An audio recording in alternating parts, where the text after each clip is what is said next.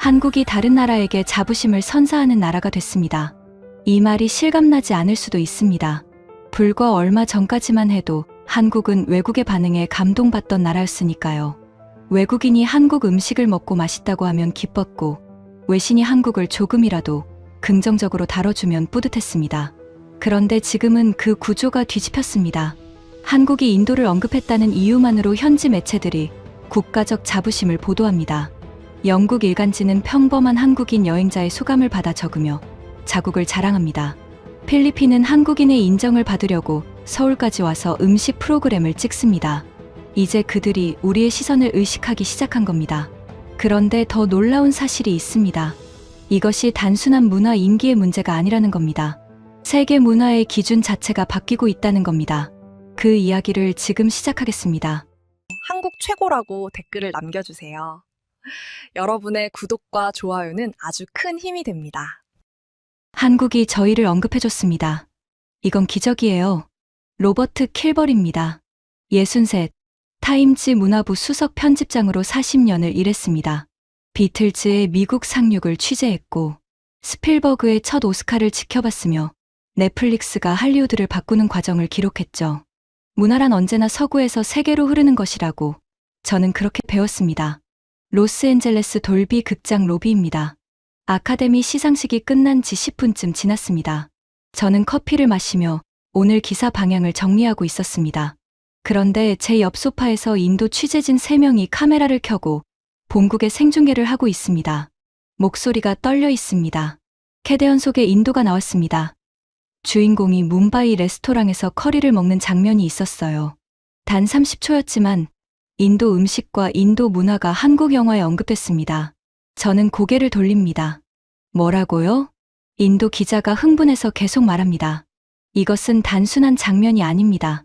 오스카 수상작에서 인도가 긍정적으로 묘사됐다는 건 한국이 우리 문화를 인정했다는 의미입니다. 한국 영화가 세계 최고라는 건 이제 누구도 부정하지 않습니다. 그 한국이 우리를 선택한 겁니다. 저는 멈칫합니다. 잠깐, 뭐가 문제죠? 그냥 영화 속 배경 아닙니까? 인도 취재진 뒤로 또 다른 장면이 보입니다. 브라질 매체 기자들도 모여서 뭔가 열띤 토론을 하고 있습니다. 저는 슬쩍 다가가 들어봅니다. 캐대언 엔딩 크레딧에 상파울루 촬영 협조 감사 문구가 있었어. 한국 영화가 브라질을 촬영지로 선택했다는 거야. 이건 우리에게 엄청난 기회야.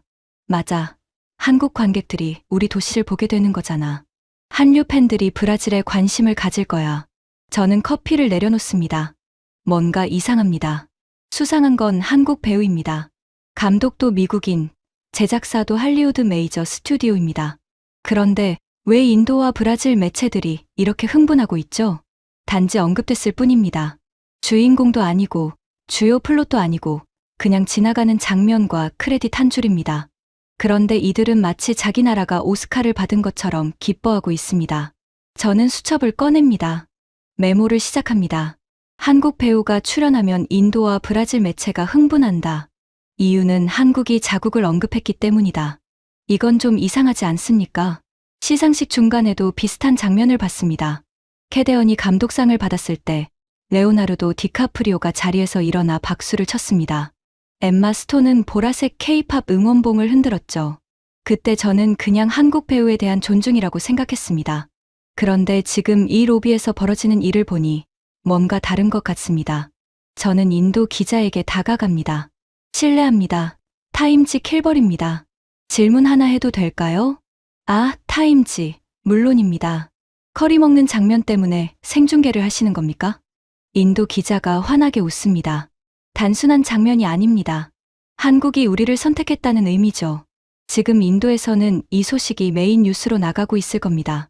한국 영화, 특히 오스카를 받은 한국 영화에 인도가 등장했다는 건 우리에게 엄청난 자부심입니다. 자부심이요? 그냥 영화 속 배경 아닙니까? 아니죠. 한국은 지금 세계 문화의 기준입니다. 방탄소년단, 봉준호, 박찬욱, 넷플릭스 드라마들. 한국이 주목하는 것은 곧 세계가 주목하게 됩니다. 그래서 한국이 인도를 긍정적으로 보여줬다는 건 우리가 세계 무대에서 인정받았다는 뜻입니다. 저는 고개를 끄덕이며 더 물어봅니다. 그럼 만약 미국 영화에 인도가 나왔다면요? 그건 당연한 거죠. 할리우드는 원래 전 세계를 배경으로 하니까요. 하지만 한국은 다릅니다. 한국은 굳이 우리를 선택할 필요가 없었어요. 한국 관객들도 충분히 많고 세계적 인기도 있으니까요. 그런데도 우리를 선택했다는 건 그만큼 가치를 인정했다는 겁니다. 저는 수첩에 또 메모합니다. 한국의 선택은 곧 가치 인정이다. 한국의 언급은 세계적 주목을 보장한다. 불쾌합니다. 정확히 말하면 이해가 안 됩니다. 한국이 언급해줘야 자부심을 느끼는 나라들이라고요? 한국의 인정을 받아야 세계 무대에 섰다고 생각한다고요? 이건 말이 안 됩니다. 인도는 14억 인구를 가진 나라입니다. 브라질은 남미 최대 경제국입니다. 이들이 왜 한국의 언급에 이렇게 목을 매죠? 아니, 더 이상한 건 디카프리오와 엠마 스톤입니다. 할리우드 최고 스타들이 왜 한국 배우를 위해 K-팝 응원봉을 흔들고 있습니까? 저는 로비를 천천히 둘러봅니다. 곳곳에서 각국 취재진들이 캐대언 속 우리나라를 찾아내느라 정신이 없습니다. 멕시코 기자는 주인공이 입은 셔츠가 멕시코 브랜드라며 흥분하고 있고, 태국 기자는 영화 음악에 태국 악기 소리가 삽입됐다며 확인 중입니다. 이건 뭔가 잘못됐습니다. 제가 알던 세계는 이렇지 않았습니다. 할리우드가 세계를 선택하는 거였지, 세계가 한국의 선택을 기다리는 구조는 아니었습니다. 저는 결심합니다. 이게 과장인지 아니면 정말로 벌어지고 있는 일인지 확인해야겠습니다. 만약 이게 사실이라면, 그러니까 정말로 세계가 한국의 인정을 갈구하고 있다면, 이건 제가 40년간 취재해온 문화 권력의 지형이 완전히 바뀌었다는 뜻입니다. 하지만 저는 아직 믿지 않습니다. 분명 과장일 겁니다. 한국이 최근 몇 년간 주목받은 건 사실이지만 이 정도일 리는 없습니다. 저는 편집장에게 전화를 겁니다. 특집 기사 하나 쓰겠습니다. 제목은 한국이 인정해줘야 자부심을 느끼는 세계, 과장인가 현실인가입니다. 한 달 정도 취재 시간 주십시오. 킬벌, 자네가 직접 움직인다고? 요즘 현장 취재 안 하지 않나? 이번엔 제가 직접 확인하고 싶습니다. 이게 진짜인지 아니면 소셜미디어가 만들어낸 착시인지. 전화를 끊습니다. 저는 이것을 반박하러 갑니다. 한국이 세계문화의 심판자가 됐다는 이 황당한 주장을 제가 직접 무너뜨리러 갑니다. 첫 취재지는 이미 정했습니다. 필리핀입니다. 최근 한국에서 자국 음식 프로그램을 촬영했다는 소식을 들었습니다. 왜 굳이 한국에서 촬영했는지 직접 물어보겠습니다. 그들의 대답이 한국인들이 우리 음식을 맛있다고 해줘야 우리 시청자들이 기뻐하니까라면 그때 가서 다시 생각하겠습니다. 하지만 지금은 저는 여전히 불쾌합니다.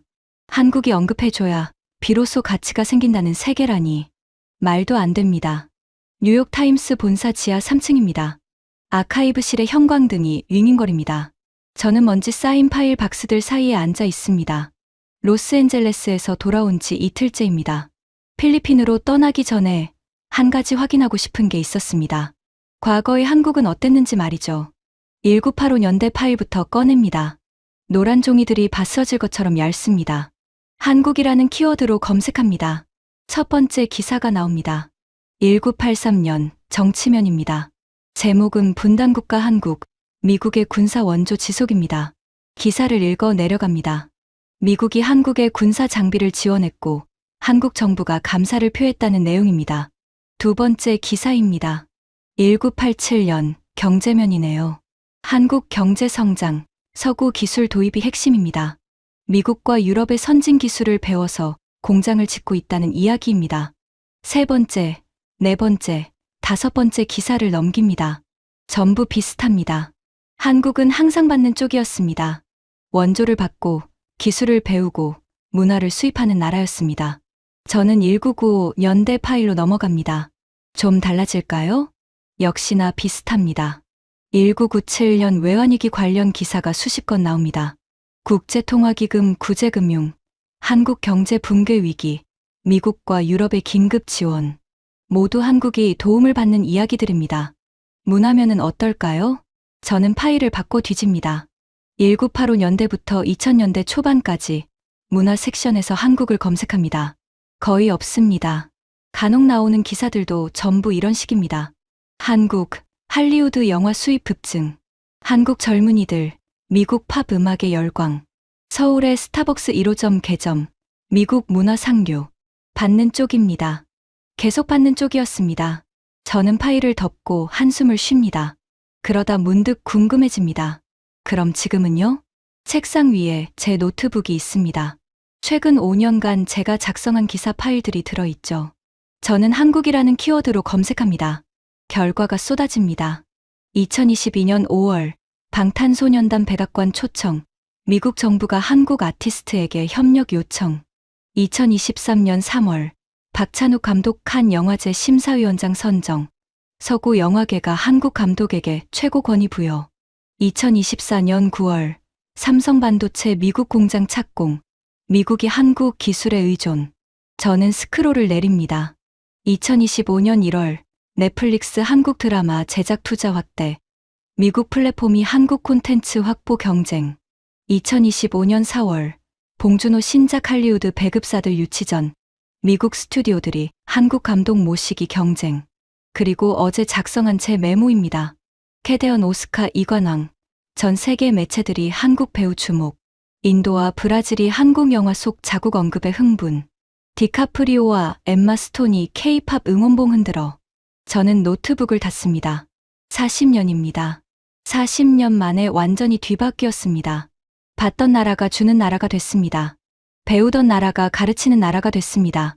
수입하던 나라가 수출하는 나라가 됐습니다. 하지만 이건 그냥 성공 스토리 아닙니까? 가난했던 나라가 부자가 됐다는 이야기는 흔합니다. 한국만 그런 게 아니죠. 일본도 그랬고, 싱가포르도 그랬고, 중국도 비슷한 경로를 밟고 있습니다. 그런데 뭔가 다릅니다. 저는 다시 파일을 뒤집니다. 일본 관련 기사들을 찾아봅니다. 1985년대, 일본 문화가 미국을 휩쓸었던 시기입니다. 닌자 영화가 유행했고, 일본 애니메이션이 인기였고, 소니 워크맨을 모두가 갖고 싶어 했죠. 저는 그때 기사들을 읽어봅니다. 논조가 다릅니다. 미국 매체들은 일본 문화를 이국적인 것으로 소비했습니다.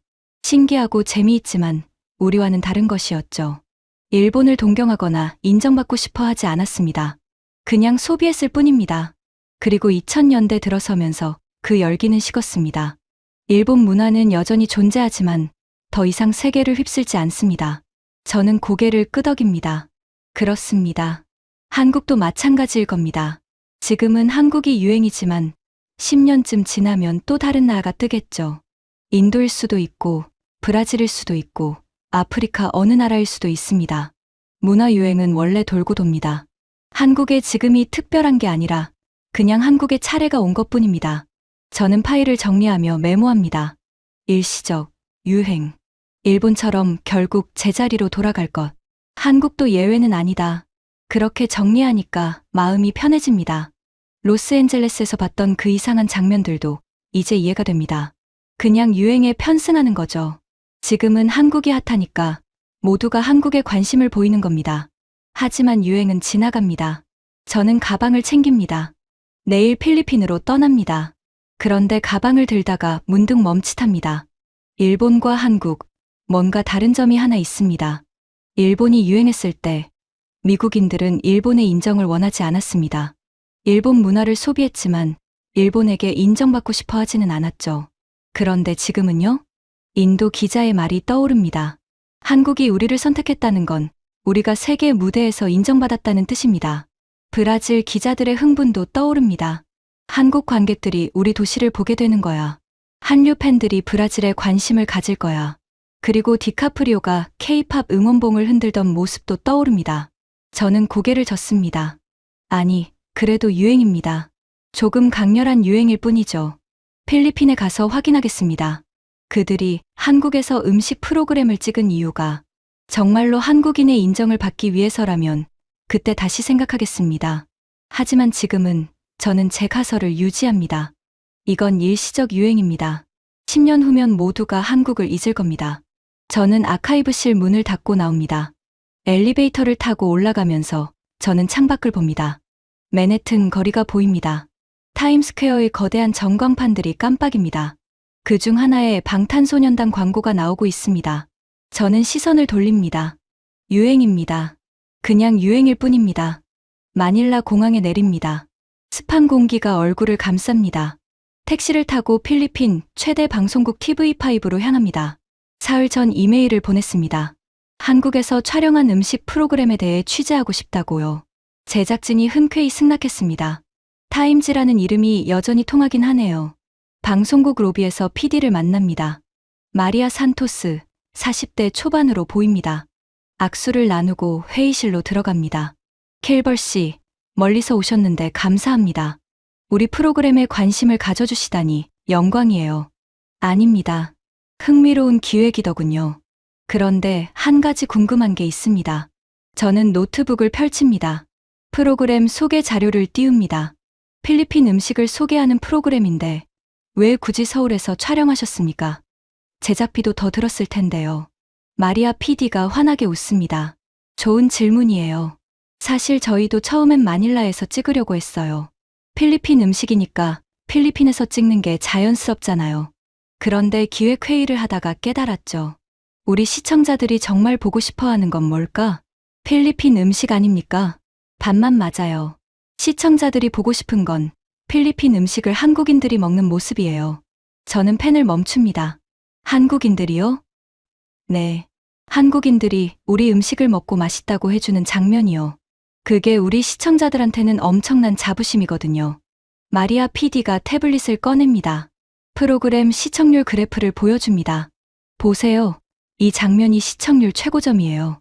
한국 배우 지창욱 씨가 우리 아도보를 먹고 정말 맛있다고 엄지를 치켜 세우는 장면이죠. 이 30초 동안 시청률이 13%까지 올라갔어요. 저는 그래프를 들여다봅니다. 확실히 급등 구간이 보입니다. 그런데 왜 하필 한국입니까? 미국 유명인이 먹어도 되지 않습니까? 마리아 PD가 고개를 젓습니다. 미국이요? 글쎄요.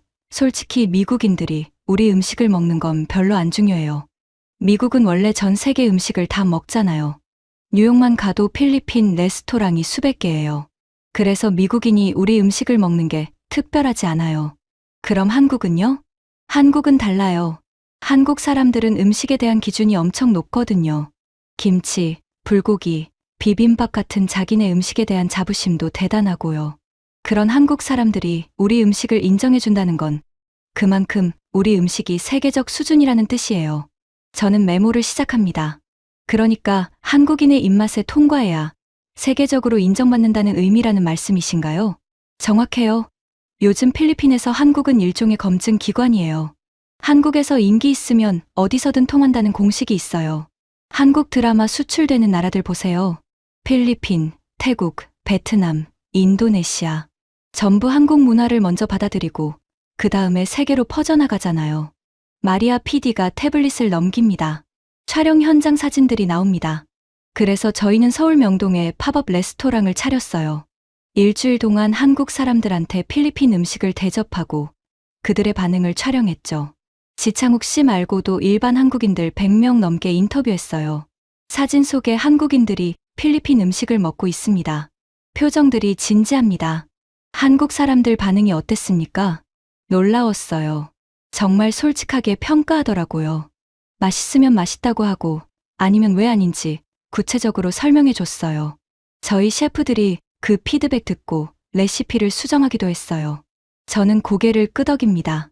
그러다 문득 궁금해집니다. 그럼 만약 한국인들이 맛없다고 했으면요? 마리아 PD가 잠시 침묵합니다. 그러더니 조심스럽게 말합니다. 솔직히 무서웠어요.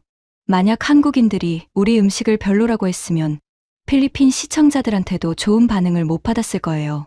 한국인들이 인정 안 하는 걸 우리가 자랑스러워할 순 없으니까요. 저는 펜을 놓습니다. 한국인들이 인정 안 하는 걸 자랑스러워할 순 없다. 이 말이 제 머릿속에서 맴돕니다. 그런데 마리아 씨, 필리핀에도 훌륭한 음식 문화가 있지 않습니까? 굳이 한국의 승인이 필요한 겁니까? 마리아 PD가 웃습니다. 하지만 뭔가 씁쓸한 웃음입니다. 필요하냐고요? 글쎄요, 필요라기보다는 우리가 원하는 거예요. 한국이 좋다고 해주면 그게 우리한테는 메달 같은 거거든요. 세계 최고의 문화 강국이 우리를 인정해줬다는 증표니까요. 저는 수첩을 덮습니다. 마음속으로 정리합니다. 이건 작은 나라의 열등감입니다. 필리핀은 인구 1억이 넘지만 경제적으로나 문화적으로나 강대국은 아니죠. 그래서 한국 같은 성공한 나라의 인정을 갈구하는 겁니다. 만약 미국이나 영국이었다면요? 절대 이런 일은 없을 겁니다. 영국이 한국에 가서 피시앤칩스를 먹여보고 반응을 살핀다고요? 말도 안 됩니다. 저는 마리아 PD에게 감사 인사를 하고 자리에서 일어납니다. 좋은 이야기 들려주셔서 감사합니다. 기사에 잘 담겠습니다. 타임즈에 실리면 저희한테도 알려주세요. 필리핀에서 대대적으로 홍보할게요. 호텔로 돌아오는 택시 안에서 저는 창밖을 봅니다. 마닐라 거리가 지나갑니다. 빌딩 벽면에 K-팝 그룹 광고가 붙어 있습니다. 편의점 간판에도 한글이 보입니다. 저는 노트북을 꺼내 메모합니다. 약소국의 열등감, 강대국의 인정을 원하는 심리, 필리핀이 한국에게서 받고 싶어 하는 건 승인이다. 하지만 이건 필리핀만의 문제다. 미국이나 영국 같은 선진국이라면 절대 이러지 않는다. 저는 고개를 끄덕입니다. 이제 확실해졌습니다.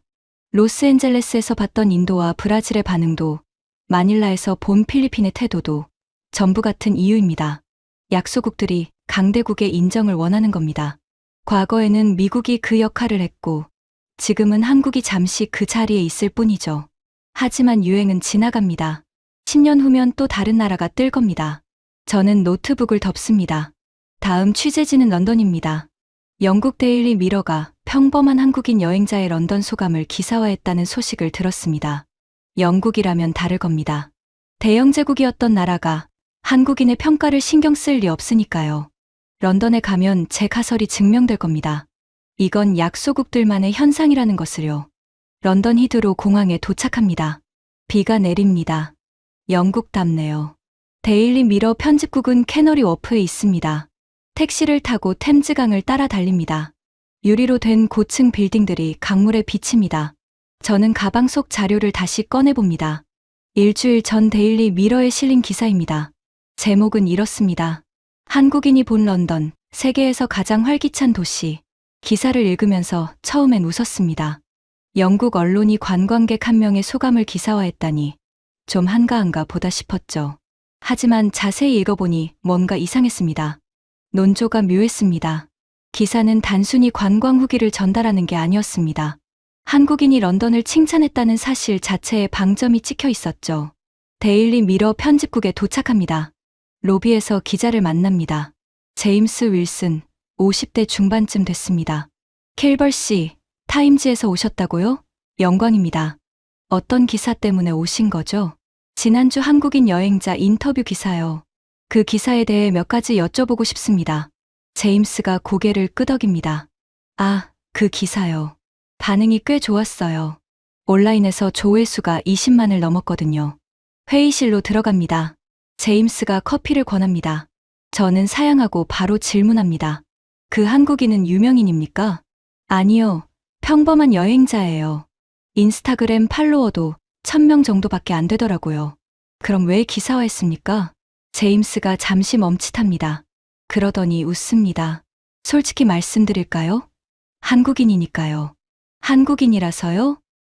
네. 요즘 한국인들의 평가가 중요해졌거든요. 한국은 지금 세계에서 가장 핫한 문화 강국이잖아요. 그 한국 사람이 런던을 어떻게 보는지 우리 독자들이 궁금해해요. 저는 펜을 듭니다. 그런데 영국도 문화 강국 아닙니까? 비틀즈, 셰익스피어, 해리포터. 굳이 한국인의 평가가 필요합니까? 제임스가 고개를 젓습니다. 킬벌 씨, 세상이 변했어요. 예전에는 우리 영국이 문화를 만들었죠. 비틀즈가 미국을 정복했고 영국 록이 세계를 휩쓸었어요. 하지만 지금은요? 그가 태블릿을 꺼냅니다. 스포티파이 차트를 보여줍니다. 영국 차트 상위 10개 중 4개가 K-팝이에요. 우리 애들이 듣는 음악이 한국 음악이라고요. 넷플릭스 영국 순위도 보세요. 상위권이 전부 한국 드라마예요. 저는 화면을 들여다봅니다. 정말입니다. 그래서요? 그래서 우리가 궁금한 거예요. 그 한국 사람들이 런던을 어떻게 보는지. 한국인들이 좋다고 하면 우리도 뿌듯해요. 반대로 별로라고 하면 우리도 좀 씁쓸하고요. 저는 메모를 멈춥니다. 잠깐만요. 그러니까 영국 독자들이 한국인의 평가를 신경 쓴다는 말씀이신가요? 신경 쓴다기보다는 관심이 있죠. 한국이 우리를 어떻게 보는지 알고 싶어 해요. 특히 젊은 독자들은요. 제임스가 기사 원문을 띄웁니다. 이 한국인 여행자, 이름이 김민준인데요. 그가 런던에 대해 이렇게 말했어요. 프랑크푸르트, 하이델베르크, 쾰른, 파리, 로마, 라스베이거스, 로스앤젤레스, 애틀랜타를 다 가봤는데 런던이 가장 활기찼다고요. 그게 뭐가 대단합니까? 관광객이 좋다고 한 거잖아요. 킬벌 씨, 리스트를 보세요. 프랑크푸르트, 파리, 로마. 전부 유럽 주요 도시들이에요. 그 도시들과 비교해서 런던이 가장 좋았다는 거죠. 그것도 한국인 입장에서요. 제임스가 기사를 스크롤합니다. 여기 더 재미있는 부분이 있어요.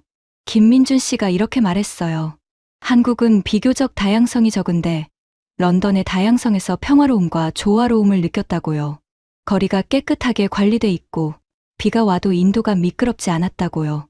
그래서요? 킬벌 씨는 모르시나 본데 한국이 얼마나 깨끗한 나라인지 아세요?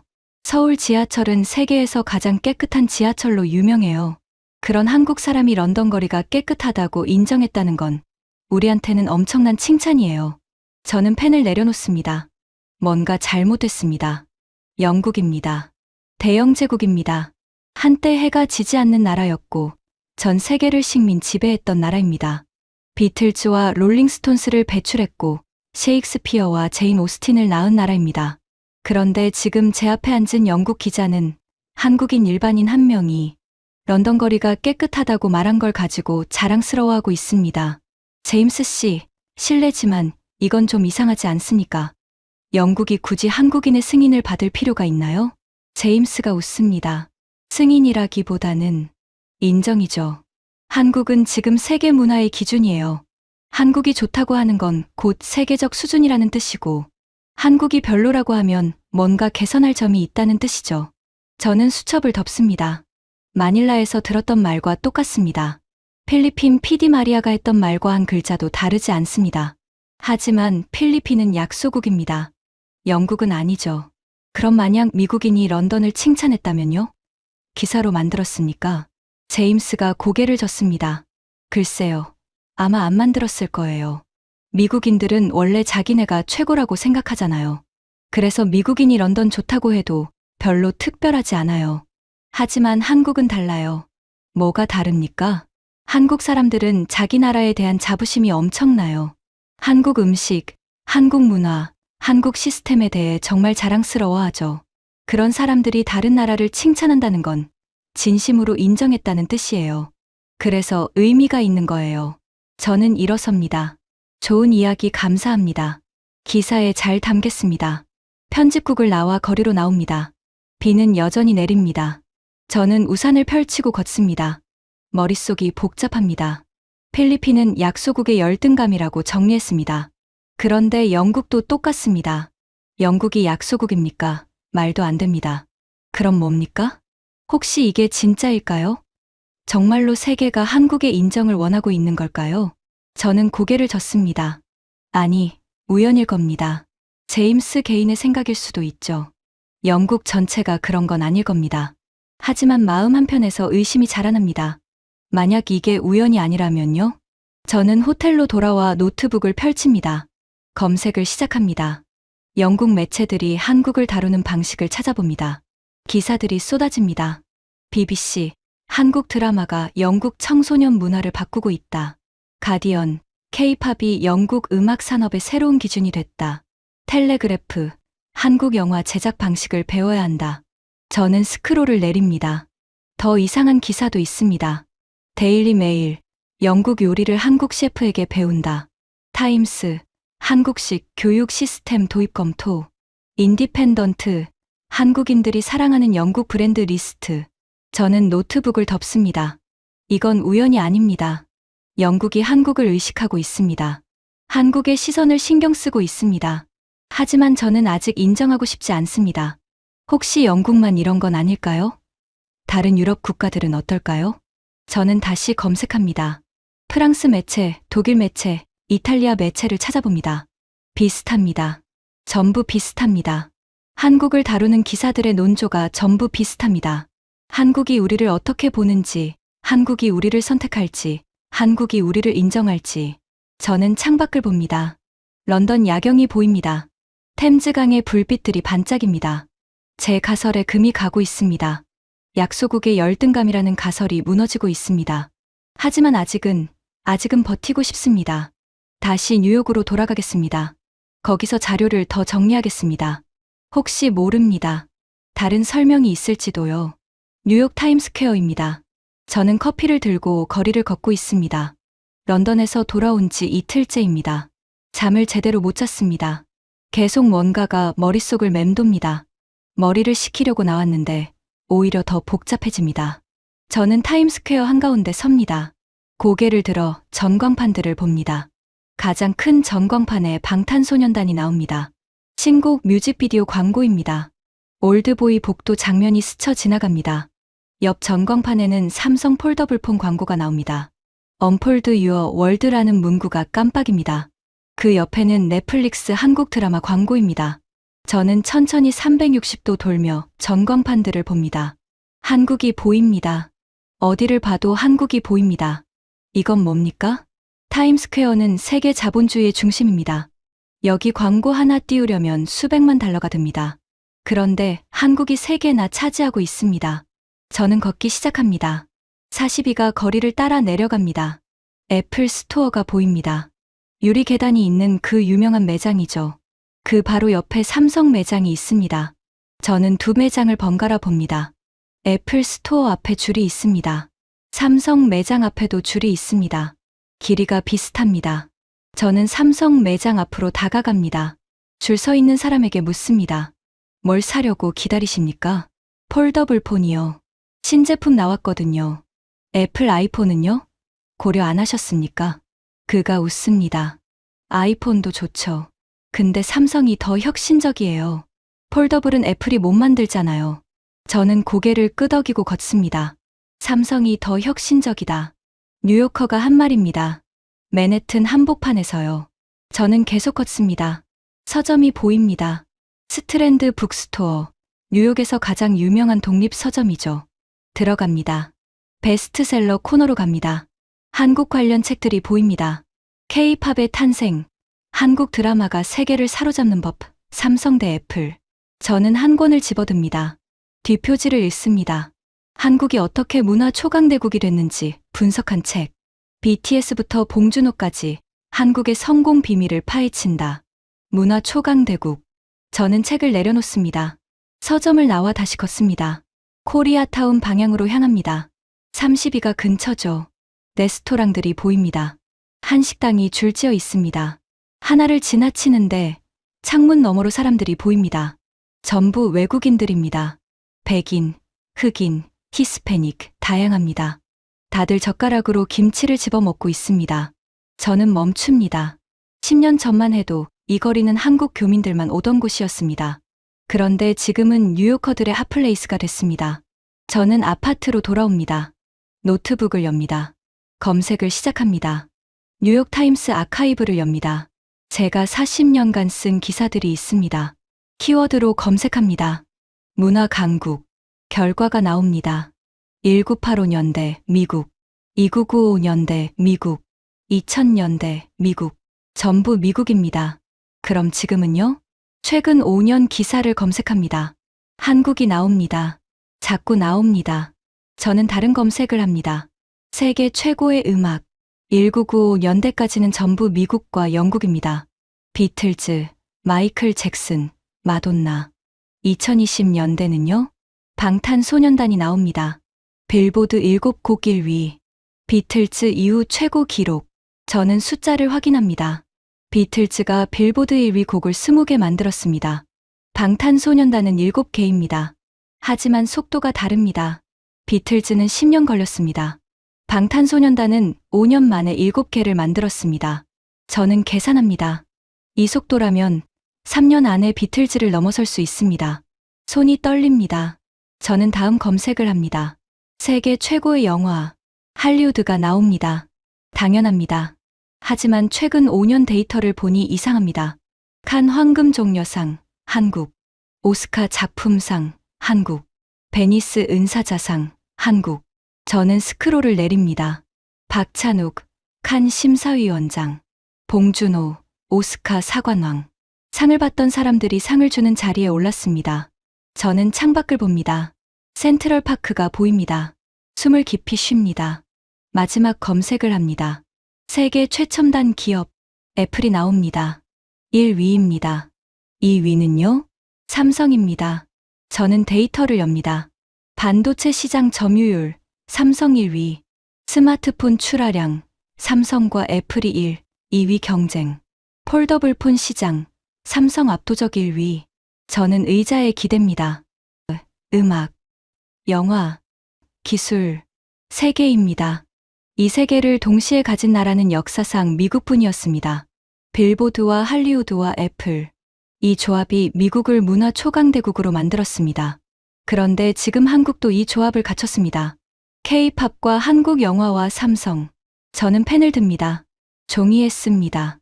미국 빌보드, 할리우드, 애플, 한국 K-팝, 봉준호 박찬욱, 삼성. 두 줄을 나란히 놓습니다. 똑같습니다. 구조가 똑같습니다. 저는 일어납니다. 거실을 왔다 갔다 합니다. 전화가 울립니다. 타임지 동료 편집자입니다. 킬벌, 커피 한잔 할까? 한 달 만이네. 지금은 좀. 한국 취재건. 우리 애들이 그거 궁금해하던데. 우리 딸이 K-팝 미친 거 알지? 요즘 집에서 한국어 공부한다니까. 저는 전화를 멈칫 잡습니다. 자네 딸이요? 16살짜리가요? 그래. 방탄소년단 때문에 시작했는데 이제 한국 드라마도 보고 한국 음식도 해먹고 난리야. 나보고 서울 여행 가자고 조르는데 진지해. 대학도 한국으로 가고 싶대. 킬벌, 거기 있나? 있네. 미안하네. 나중에 통화하지. 전화를 끊습니다. 저는 소파에 앉습니다. 동료의 딸이 한국어를 배우고 있습니다. 서울로 유학 가고 싶어 합니다. 20년 전만 해도 미국 아이들은 프랑스나 영국으로 유학 가고 싶어 했습니다. 문화가 있는 곳으로 가고 싶어 했죠. 그런데 지금은 한국입니다. 저는 노트북으로 돌아옵니다. 마지막으로 한 가지만 더 확인합니다. 방탄소년단 최신 뮤직비디오를 검색합니다. 올드보이 오마주 영상이요. 영상을 엽니다. 어두운 복도가 나옵니다. 남자가 망치를 들고 걷습니다. 이 장면을 압니다. 23년 전 칸 영화제에서 봤습니다. 박찬욱의 올드보이였죠. 영상이 진행됩니다. 복도에서 춤이 시작됩니다. 조회수를 봅니다. 1100만입니다. 공개된 지 하루밖에 안 됐는데요. 저는 영상을 끝까지 봅니다. 댓글을 엽니다. 수천 개가 달려 있습니다. 전 세계 언어로요. 올드보이 보고 왔는데 진짜 미쳤다. 한국은 자기 문화로 또 문화를 만드네. 박찬욱 감독님 존경합니다. 저는 노트북을 닫습니다. 일어나 창가로 갑니다. 해가 지고 있습니다. 맨해튼 빌딩들이 주황빛으로 물듭니다. 타임스퀘어에서 본 전광판이 떠오릅니다. 애플 스토어 옆 삼성 매장의 줄이 떠오릅니다. 서점에 한국 책들이 떠오릅니다. 동료 딸이 한국어를 배운다는 말이 떠오릅니다. 이건 데이터가 아닙니다. 현실입니다. 제 눈앞에서 벌어지고 있는 현실입니다. 저는 소파에 앉습니다. 할 말을 찾으려고 합니다. 이건 일시적 유행이라고? 아닙니다. 타임스퀘어 전광판 3개를 차지한 게 유행입니까? 약소국의 열등감이라고? 아닙니다. 뉴요커가 삼성이 더 혁신적이라고 말하는 게 열등감입니까? 우연이라고? 아닙니다. 미국 10대들이 한국어를 배우는 게 우연입니까? 저는 고개를 젓습니다. 변명이 안 됩니다. 합리화가 안 됩니다. 숫자가 있고, 현장이 있고, 사람들이 있습니다. 전부 한국을 말하고 있습니다. 저는 노트북을 엽니다. 한 가지만 더 봐야겠습니다. 방탄소년단의 올드보이 오마주. 23년 전 영화와 지금의 K-팝이 만나는 그 지점을요. 그걸 보고 나면 결정하겠습니다. 아침입니다. 잠을 설쳤습니다. 커피를 내리고 노트북을 엽니다. 어젯밤 본 방탄소년단 뮤직비디오가 머릿속을 떠나지 않습니다. 저는 검색을 시작합니다. 세계 매체들이 이 영상을 어떻게 다뤘는지 확인하고 싶습니다. 첫 번째 기사가 뜹니다. 빌보드입니다. BTS, 올드보이 오마주로 카리스마 넘치는 복귀.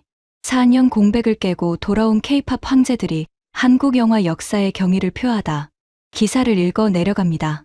23년 전 칸 영화제를 충격에 빠뜨렸던 그 복도 장면이 이제 전 세계에서 가장 영향력 있는 아티스트들의 뮤직비디오 소재가 됐다.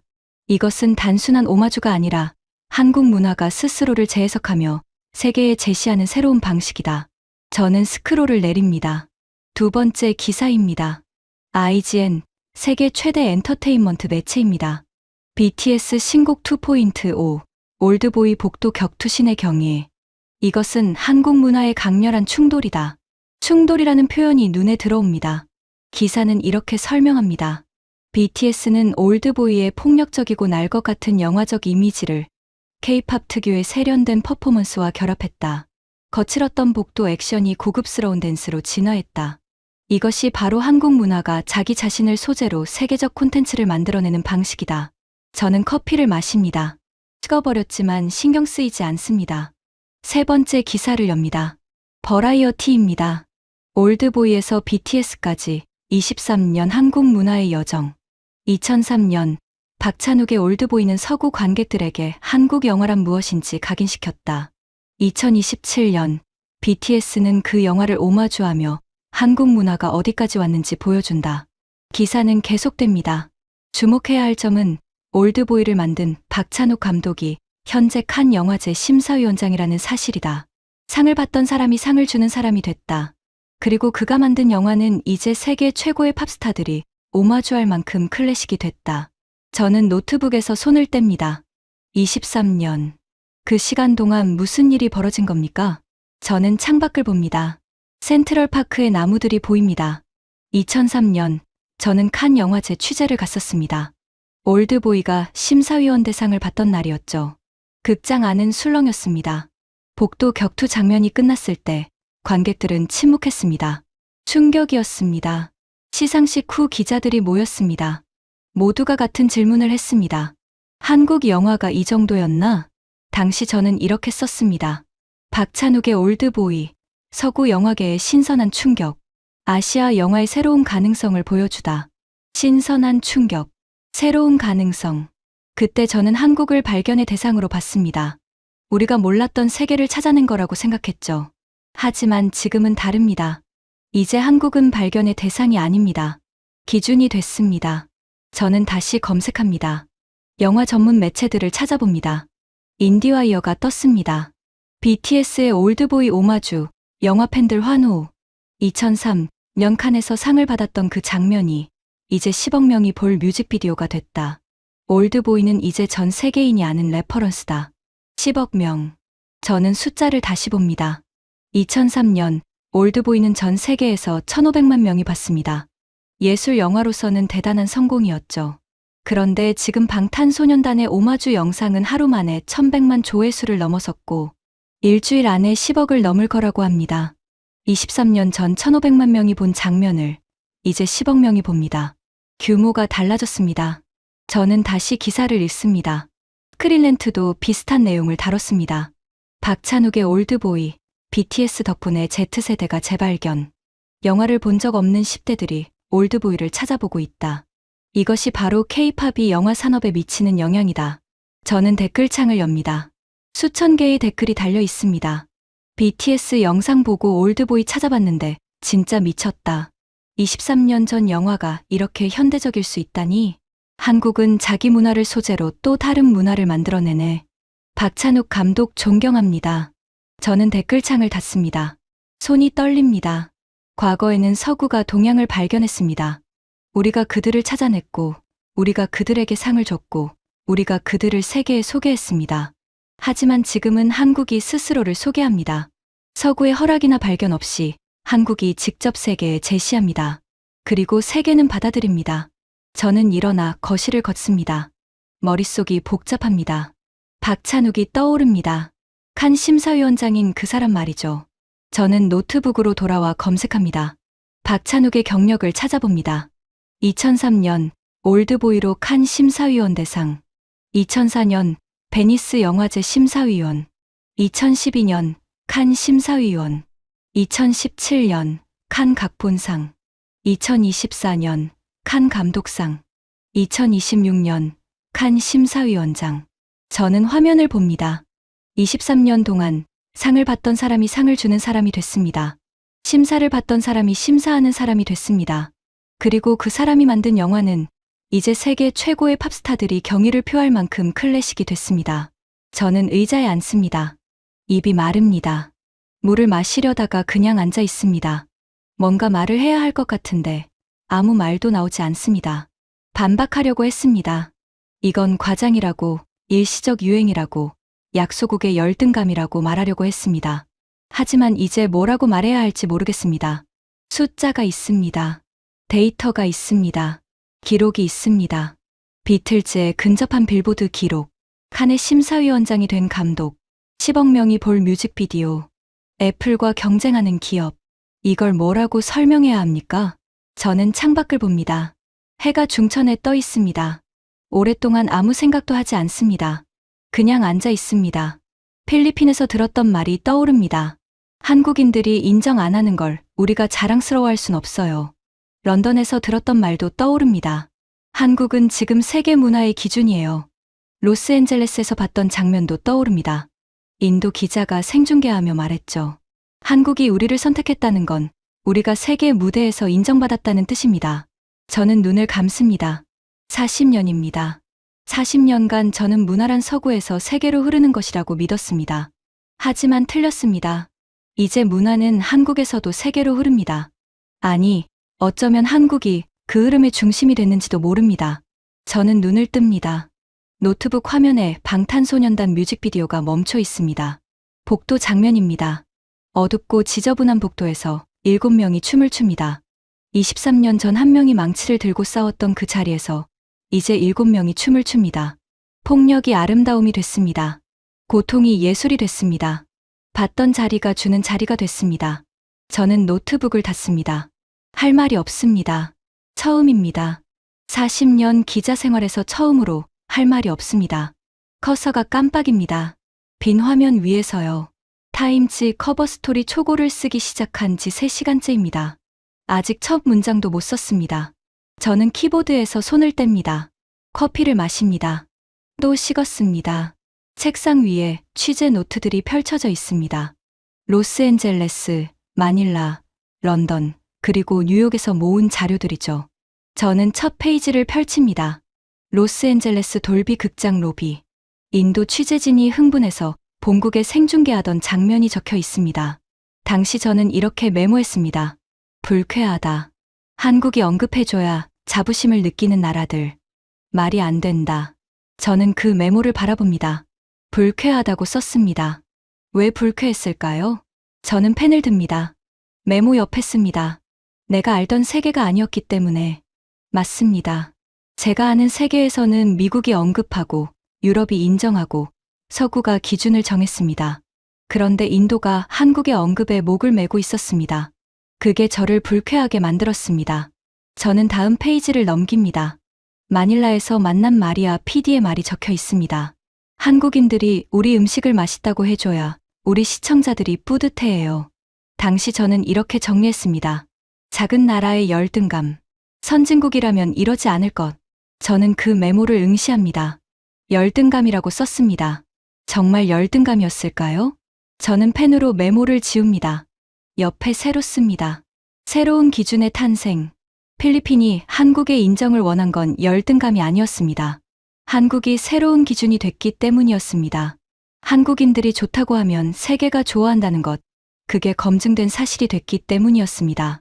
저는 다음 페이지로 넘어갑니다. 런던에서 만난 제임스 기자의 말이 있습니다. 한국 사람이 런던을 어떻게 보는지 우리 독자들이 궁금해해요. 당시 저는 이렇게 결론 내렸습니다. 우연이다.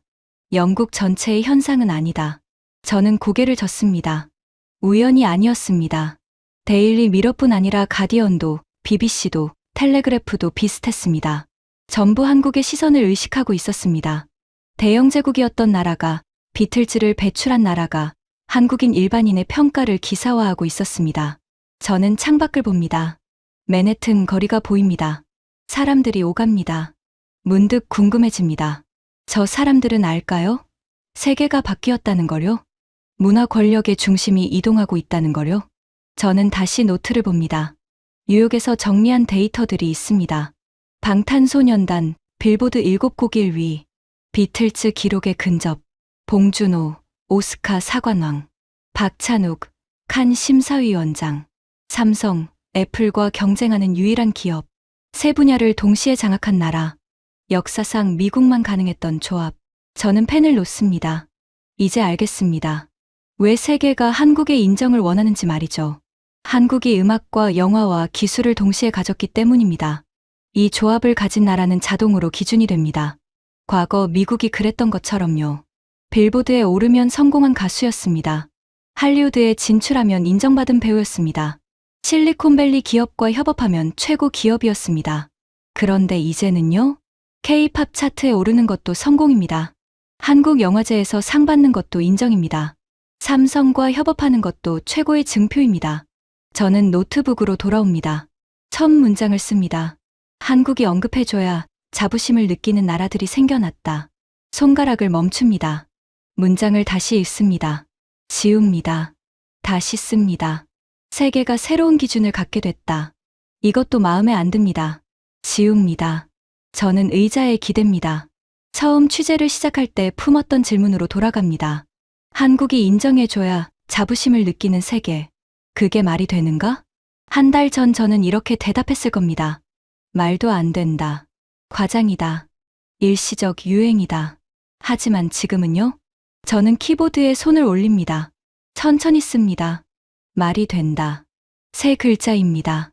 저는 문장을 이어갑니다. 그리고 그것은 과장이 아니라 지금 세계에서 실제로 벌어지고 있는 일이다. 손가락이 떨립니다. 40년 기자 생활에서 가장 어려운 문장입니다. 제가 믿어온 모든 것을 부정하는 문장이니까요. 저는 계속 씁니다. 한국이 찾아오면 가치 있는 것이 되고, 한국이 선택하면 세계가 주목하고, 한국이 인정하면 성공이 확정된다.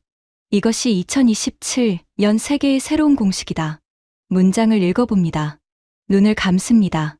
로스앤젤레스 돌비 극장 로비가 떠오릅니다. 인도 기자가 생중계하던 모습이요. 그때 저는 불쾌했습니다. 하지만 이제는 이해합니다. 그는 열등감에 흥분한 게 아니었습니다. 한국이라는 새로운 기준이 자기 나라를 선택했다는 사실에 기뻐한 겁니다. 마닐라 방송국이 떠오릅니다. 마리아 PD가 서울에서 음식 프로그램을 찍었던 이유가요. 그때 저는 작은 나라의 열등감이라고 치부했습니다. 하지만 이제는 압니다. 필리핀은 한국을 검증 기관으로 본 겁니다. 한국인들이 인정하면 세계가 인정한다는 것, 그게 검증된 공식이었으니까요. 런던 데일리 미러가 떠오릅니다. 한국인 여행자의 소감을 기사화했던 일이요. 그때 저는 우연이라고 생각했습니다. 하지만 틀렸습니다. 영국은 한국의 시선을 의식하고 있었습니다. 문화 강국 한국이 런던을 어떻게 보는지, 그게 영국 독자들에게 중요해진 겁니다. 저는 눈을 뜹니다. 노트북 화면을 봅니다. 커서가 깜빡입니다. 저는 계속 씁니다. 이것은 강요로 이뤄진 일이 아니다. 한국은 총 한 번 꺼내지 않았고, 문화를 강제로 수출하지 않았으며, 누구에게도 따르라고 명령하지 않았다. 단지 음악을 만들고, 영화를 찍고, 기술을 개발했을 뿐이다. 그런데 세계가 스스로 고개를 돌렸다. 스스로 주목했다. 스스로 인정을 원했다. 손가락이 멈춥니다. 이 문장이 맞습니다. 이게 핵심입니다. 한국은 아무것도 강요하지 않았습니다. 세계가 스스로 선택한 겁니다. 저는 문장을 다시 읽습니다. 틀린 곳이 없는지 확인합니다. 과장은 없습니다. 모두 팩트입니다. 저는 저장 버튼을 누릅니다. 초고 첫 페이지가 완성됐습니다. 이제 헤드라인을 정해야 합니다. 타임지 커버에 들어갈 제목이죠. 40년 편집장 인생에서 가장 중요한 헤드라인이 될 겁니다. 3일째입니다. 헤드라인을 정하지 못했습니다. 책상 위에 종이가 수십 장 흩어져 있습니다. 전부 헤드라인 후보들입니다. 한국, 새로운 문화 제국, K컬처, 세계를 지배하다. 한국이 만든 새로운 세계 질서. 전부 찢어버렸습니다. 너무 과장됐습니다. 제국이라는 말은 강요를 의미하고, 지배라는 말은 폭력을 암시하고, 질서라는 말은 위계를 뜻합니다. 하지만 한국은 그런 방식으로 여기까지 오지 않았습니다. 저는 창밖을 봅니다. 센트럴파크에 눈이 내립니다. 40년입니다. 40년간 타임지 문화부에서 일했는데 헤드라인 하나를 못 정하고 있습니다. 편집장이 전화를 걸어왔습니다. 킬벌, 마감이 이틀 남았네. 괜찮나? 조금만 더 시간을 주십시오. 헤드라인이 안 나옵니다. 자네가? 자네가 헤드라인 못 뽑는 게 가능한가? 이번 기사는 다릅니다. 전화를 끊고 저는 다시 앉습니다. 뭐가 다를까요? 저는 펜을 듭니다. 빈 종이에 씁니다. 한국이 여기까지 온 방식. 밑에 적어 내려갑니다. 총을 쓰지 않았다. 강요하지 않았다. 따르라고 명령하지 않았다. 그런데 세계가 스스로 고개를 돌렸다. 저는 문장들을 봅니다. 이게 핵심입니다. 과거 문화 제국들은 달랐습니다. 대영 제국은 식민지를 통해 영어를 퍼뜨렸고, 미국은 군사력을 배경으로 할리우드를 전파했습니다. 하지만 한국은요? 저는 취재 노트를 다시 펼칩니다. 방탄소년단이 빌보드를 장악했을 때 한국 정부가 미국 라디오 방송국에 압력을 넣었습니까? 아닙니다. 봉준호가 오스카를 받았을 때 한국이 할리우드 아카데미 회원들을 매수했습니까? 아닙니다. 삼성이 애플과 경쟁할 때 한국 정부가 다른 나라의 삼성 제품 구매를 강요했습니까? 아닙니다. 전부 스스로였습니다. 세계가 스스로 선택한 겁니다. 저는 새 종이를 꺼냅니다. 다시 씁니다. 강요 없는 승리, 스스로 선택받은 나라, 세계가 고개 숙인 이유, 전부 아닙니다. 뭔가 부족합니다. 저는 일어나 커피를 내립니다. 커피 향이 퍼집니다. 문득 떠오릅니다. 필리핀 마리아 PD가 했던 말이요. 한국은 일종의 검증 기관이에요. 런던 제임스 기자의 말도요. 한국은 지금 세계 문화의 기준이에요. 기준. 저는 커피잔을 놓습니다. 책상으로 달려갑니다. 종이에 씁니다. 새로운 기준. 손이 멈칫합니다. 기준이라는 말이 맞습니다. 한국은 제국이 된 게 아닙니다. 기준이 된 겁니다. 사람들이 한국을 따르는 게 아니라 한국을 기준으로 삼는 겁니다. 빌보드와 할리우드와 애플이 기준이었듯이 이제 K-팝과 한국 영화와 삼성이 기준이 됐습니다. 저는 펜을 듭니다. 씁니다. 새로운 기준. 대한민국. 문장을 봅니다. 읽어봅니다. 소리내어 읽어봅니다. 입에서 나오는 순간 알 수 있습니다. 이겁니다. 이게 정답입니다. 저는 노트북을 엽니다. 본문을 불러옵니다. 헤드라인을 입력합니다. 새로운 기준. 대한민국. 그 밑에 부제를 씁니다. 총 한 번 쏘지 않고 세계 문화의 새로운 기준점이 된 한국. 저는 저장합니다. 편집장에게 이메일을 보냅니다. 헤드라인 나왔습니다. 첨부 파일 확인해 주십시오. 10분 후 전화가 옵니다.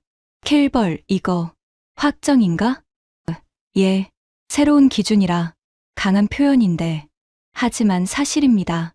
편집장이 침묵합니다. 그러더니 말합니다. 좋네. 커버로 가세. 전화를 끊습니다. 저는 의자에 기댑니다. 끝났습니다. 40년 기자 생활에서 가장 오래 고민한 헤드라인이 확정됐습니다. 저는 창밖을 봅니다. 눈이 그쳤습니다. 센트럴파크가 하얗습니다. 일주일 후 타임지 최신호가 나옵니다. 커버에 제 헤드라인이 박혔습니다. 새로운 기준. 대한민국. 사진은 방탄소년단이 아닙니다. 봉준호도 아니고 삼성 로고도 아닙니다. 그냥 서울 거리입니다. 평범한 사람들이 걷고 있는 명동거리죠. 디자인팀이 잘 선택했습니다. 특정 스타나 기업이 아니라 한국 자체가 기준이 됐다는 의미니까요. 잡지를 펼칩니다. 제 기사가 시작됩니다. 첫 문단을 읽어봅니다. 한 달 전 나는 불쾌했다. 로스앤젤레스 돌비 극장 로비에서 인도 기자들이 한국 영화 속 30초 장면 때문에 본국에 생중계를 하고 있었다. 한국이 인도를 언급했다는 이유만으로 그들은 국가적 자부심을 느끼고 있었다. 나는 그것을 과장이라고 생각했다. 하지만 틀렸다. 저는 잡지를 덮습니다. 책상 서랍을 엽니다. 40년 전 제가 쓴 기사가 있습니다. 한국, 미국의 원조로 재건중. 서구 문화를 배우는 나라. 1985 연대 기사입니다. 저는 두 잡지를 나란히 놓습니다. 40년 전 기사 옆에 오늘 나온 커버 스토리를요. 받던 나라, 주는 나라, 배우던 나라, 가르치는 나라, 심사받던 나라, 심사하는 나라. 40년 만에 완전히 바뀌었습니다. 제 휴대전화가 울립니다. 편집장입니다. 킬벌, 반응이 폭발적이네. 온라인 조회수가 벌써 200만을 넘었어. 소셜미디어에서 난리야. 어떤 반응입니까? 찬반 양론인데 재밌는 건 한국 사람들 반응이야. 그들은 오히려 조심스러워 하더군. 과하다고, 절제해야 한다고. 저는 웃습니다. 그게 바로 한국입니다. 강요하지 않는 나라, 겸손을 유지하는 나라. 그리고 킬벌, 한국어 번역본 나왔네. 한국 언론사들이 전부 다루고 있어. 이메일이 옵니다. 한국어 번역 파일입니다. 저는 엽니다. 헤드라인이 한글로 적혀 있습니다. 새로운 기준, 대한민국. 저는 화면을 봅니다. 글자들을 읽습니다. 새로운 기준, 대한민국. 총 한 번 쏘지 않고, 강요 한 번 하지 않고, 단 한 번도 우리를 따르라고 말하지 않고, 세계가 스스로 고개를 숙였습니다. 스스로 주목했습니다. 스스로 기준으로 삼았습니다. 저는 노트북을 닫습니다. 창밖을 봅니다. 맨해튼 거리에 사람들이 오갑니다. 그중 몇몇은 한국 브랜드 옷을 입고 있습니다. 누군가는 케이팝을 들으며 걷고 있겠죠. 누군가는 삼성폰으로 전화하고 있을 겁니다. 그들은 모릅니다. 자기들이 새로운 기준을 따르고 있다는 것을요. 하지만 저는 압니다. 한 달간의 취재로 저는 확실히 알게 됐습니다. 세계가 바뀌었습니다. 문화 권력의 중심이 이동했습니다. 그리고 그 중심에 한국이 있습니다. 로버트 킬벌, 63. 타임즈 문화부 수석 편집장. 40년간 문화는 서구에서 세계로 흐른다고 믿었던 남자. 이제 저는 압니다. 문화는 가치 있는 곳에서 세계로 흐른다는 것을요. 그리고 지금 그 가치 있는 곳 중 하나가 한국이라는 것을요. 저는 잡지를 집어듭니다. 커버를 다시 봅니다. 새로운 기준, 대한민국. 맞는 말입니다. 과장이 아닙니다. 지금 세계에서 실제로 벌어지고 있는 일입니다.